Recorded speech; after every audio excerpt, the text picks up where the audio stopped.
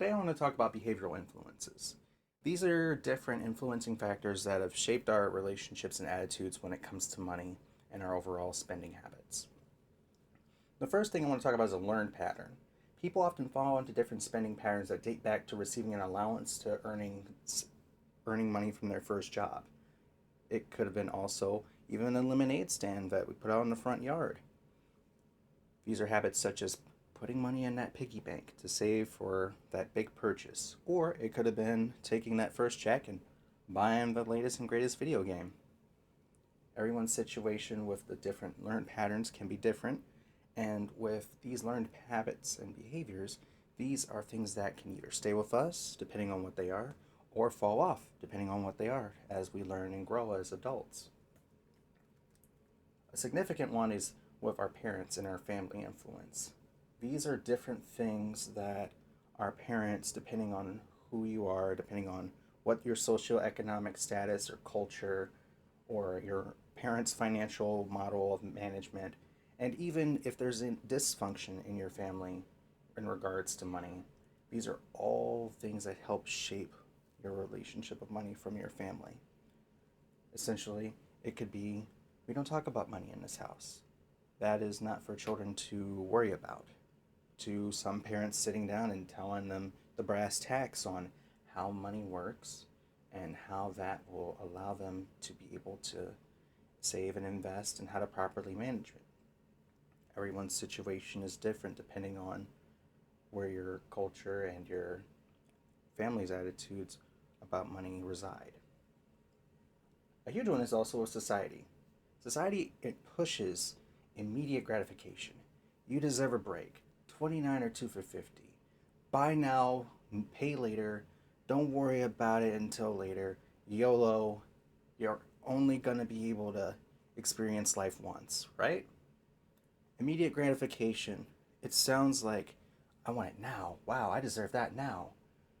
And it sounds a lot more attractive than I'm going to save up the money to buy whatever I'm looking to get, or I'm going to smartly take on an investment, or I'm not going to pay as much as an interest than the next person because I'm going to put a reasonable amount of money towards the vehicle to pay off the debt as quickly as possible, or paying it for that vehicle in cash, or whatever else that need might be.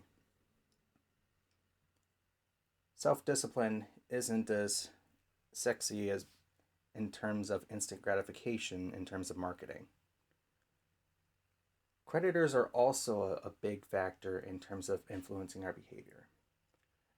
These companies encourage people to buy now, pay later, throw out a 0% or super low APR promotional period that will allow you to run up huge amounts of debt. And once the piper starts calling for that interest rate to go to whatever it is from that 0% or that super low APR, now we're scrambling to go to the next creditor of 0% or super low APR. Essentially, they're encouraging people to make those minimum payments, which are going to yield interest towards the company to help make them money. But that keeps you in debt as well. In terms of those minimum payments, while you're making those on time, you may think that you are being financially responsible. But when we're adding a minimum payment here, a minimum payment there, a minimum payment over here, those minimum payments all add up and they trap us further and further and further into the hole of debt to be able to stop us from reaching where we need to go. I can afford that payment. I can afford that payment until you can no longer afford that payment. Lenders are also a big part of what shapes our influences with money as well. There are some lenders who will push you into longer terms, stretch out the payment, make it attractive for you. So that way you'll be willing to take the deal because the payments are so low. But now that $30,000 car, depending on that APR, could cost you an extra 10, 20, 30, or even 40 times what it was worth beforehand, depending on the interest rate. That $30,000 vehicle could jump to 60,000 by the time you've paid that final payment.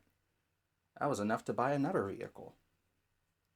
But there are those who also play a role into helping people understand how to repay off their debt in a reasonable period of time, not prolonging the debt, and helping them better understand how to be able to responsibly use debt.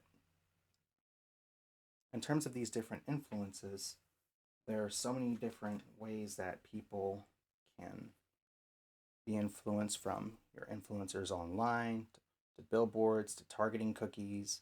Everything's flashing in your face to get your money in some way, shape, or form. And looking at all those big flashing neon signs is, it's great and all for the moment, but when you look at the total cost, is it worth putting yourself into a financial bind?